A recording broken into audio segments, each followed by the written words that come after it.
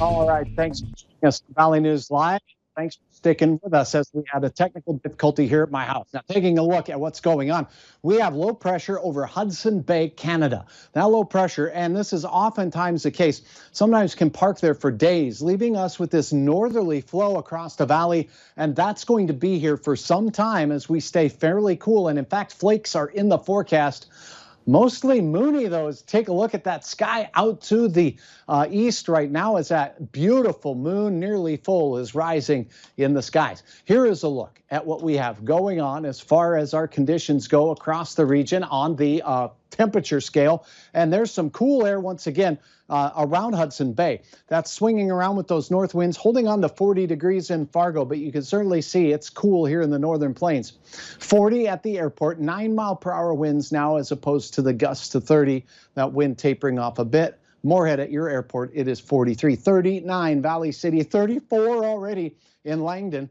Roseau at 39 degrees. Here is a look at the hour-by-hour forecast. We'll set this into motion now as we go through the 10 o'clock hour. You're going to see this white line come slamming southward. That is the freezing line. So watch where it goes. Last night, it stopped at about Highway 2. Tonight, it goes all the way to near the South Dakota border. So if you're anywhere north of that white line, you're going to see temperatures sub-freezing, and that means frost. And it means if you just planted a plant that you want to take care of, it might not hurt, particularly in the far northern reaches of the viewing area. If you cover that guy up. Now, as we take a look at your day, by the midday hour, temperatures will be rising. It's going to be much like today, but the main difference is going to be the wind won't be as strong. Late in the day, a few clouds develop out to the west, and temperatures, once again, very similar to today. In the Southern Valley, we're going to be near 50 degrees. In the Northern Valley, we'll struggle to get to 50, in fact, more mid-40s. Then, as we head into Saturday, we are watching a system that every model run is becoming a little bit more clear, but there's still some uncertainty here. The certainty is that by Saturday morning, we'll have some snow moving through the area.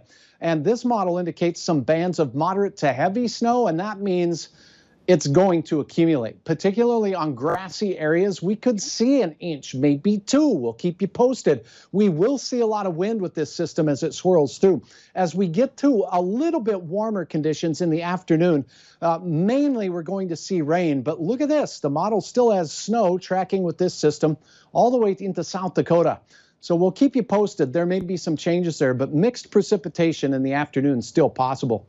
What a beautiful shot by Anthony in Detroit Lakes of that gorgeous full moon last night. Now a look at your forecast.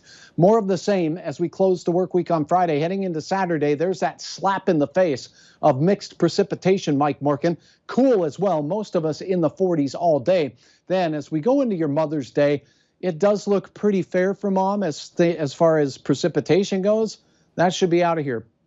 But it is going to be a little on the breezy side, and it is going to be on the chilly side, even into early next week, Mike. We do have a chance of some late week showers once again. We'll keep our eyes on that. All right. Thanks so much, Hutch. Congress has approved billions in dollars for coronavirus relief money, but not much has gone to local governments. Mayors tell our national investigative team that they need federal help to keep their cities running, although not everyone thinks it should happen. Here's Investigate TV's Lee Zurich with tonight's COVID-19 tracker.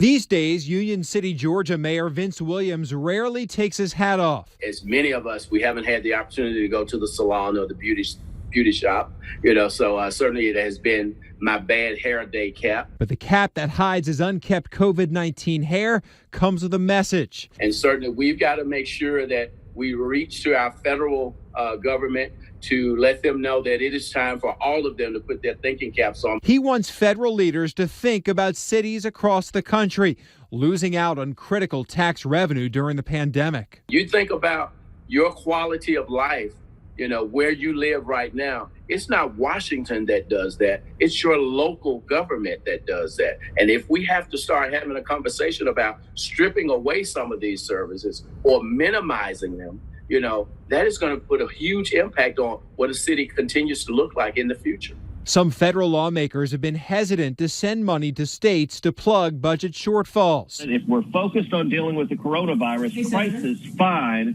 but it shouldn't be an excuse to bail out states for irresponsibility and fiscally reckless policies. But the National League of Cities says over the next 2 years, cities will need a total of $500 billion in federal aid to plug coronavirus shortfalls. We are being accused of needing to help to backfill our inadequacies, if you will, to be able to operate our cities. And that's so far from the truth.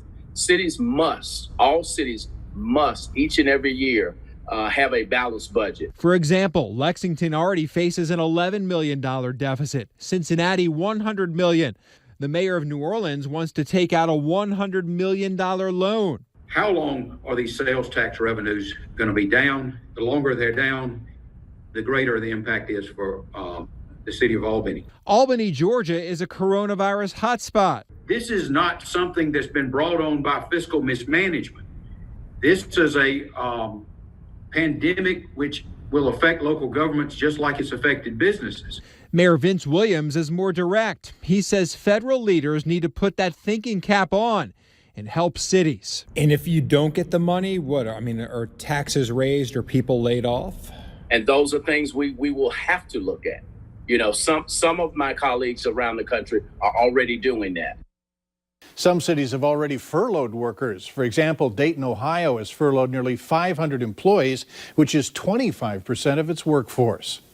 Up next on Valley News Live 10 at 10, overwhelmed parents are turning to a new type of babysitter to help while they're teaching and working from home.